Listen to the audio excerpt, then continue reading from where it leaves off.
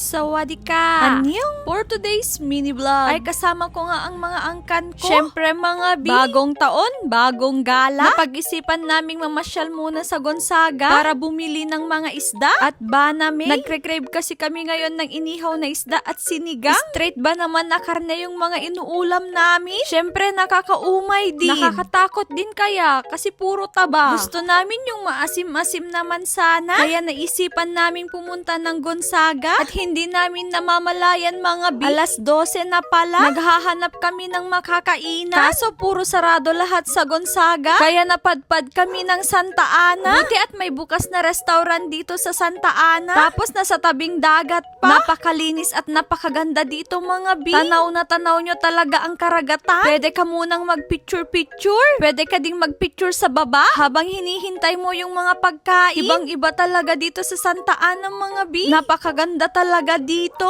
Kahit saang parte. Tignan nyo naman yung dagat nila dito mga bi. Napakaganda. At ito na nga yung angkan ko mga bi. Busog na sila. The best yung pansit kabagan nila dito mga bi. At yung papaitan nila. Napakalalaki pa ng mga aso nila mga bi. Syempre, tuwang-tuwa ang mother dog. Kasi nakita niya yung mga kalahi niya. Kasama din pala namin tong baby Kobe namin. Gustong-gusto niya din kasing gumagala siya. Napakabait sa sasakyan. Gustong-gusto niya yung pag-drive ng tokoy niya. Tignan nyo naman tong pinsan ko mga bi. Di naman halatang gutom na. Alauna na din kasi yan mga bi. Kung saan-saan din kasi kami tumingin ng makakainan. Kaso sarado kasi lahat. Pagkatapos nga namin kumain mga bi ay sumaglit nga muna kami dito sa dagat ng Gonzaga para mag-picture. First time kasi na Uncle Abbe at Lola Leti dito. Kaya ipinasyal muna namin sila bago kami mamalengke. Tignan nyo naman ang lilang Leti namin. Halatang masayang masaya. Going back to Honolulu and another Jesta, another Jesta.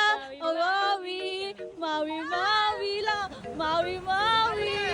Pagkatapos nga namin dyan mga bi ay pumunta na kami ng palengke. Tignan nyo naman ang palengke ng Gonzaga mga bi. Napaka-organize. Napakalinis tignan. Sana ganito lahat nang hindi ka na mahirapan maghanap ng mga bibilhin mo. Wala nga gaanong nagbebenta ngayon ng isda mga bi. Dahil bagong taon nga. Siguro ay tulog pa sila. Kaya walang gaanong nagbebenta. Tignan nyo naman itong binebenta nilang pasayan mga bi. Ang lalaki. Kaso napakamahal. Nasa 1,100 to 1,200 ang per kilo. Ano saklat ta dilagdawon mga bi. When no jay aramang. Kaya itong yellow pin na lang yung binili namin. 250 kasi yung per kilo niya. Pwede na itong ihawin mamayang gabi. Mag-e-exchange gift kasi kami ngayong gabi mga bi. Kaya naisipan naming magluto at mag-family dinner na din. Pagkatapos nga naming namili mga bi ay umuwi na din kami. Hindi lang dagat ang maganda dito mga bi at mga ilog. Kundi napakaganda din ng mga kabundukan nila dito. Napaka-presko din ng hangin. Parang napakagandang manirahan dito. Yan lang for today's mini vlog mga bi.